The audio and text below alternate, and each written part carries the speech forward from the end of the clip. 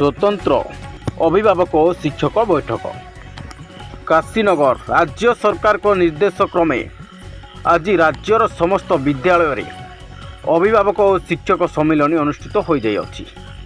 Kashinagar block और NAC समस्त विद्यालय रे आज स्वतंत्र अभिभावक बैठक अनुष्ठित हो जाइए।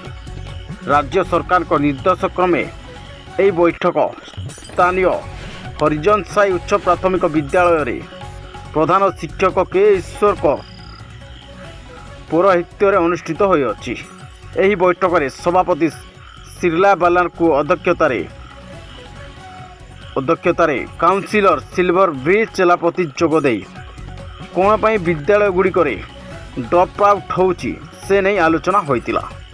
मुख्यतः गजपति जिले में कौन कर्मस्थापन न अभिभावक दूर प्रदेश को काम चली चली जाउथिबा बेले पिलांक उपस्थापना कमुथिबा नहीं उद्वेग प्रकाश पाई।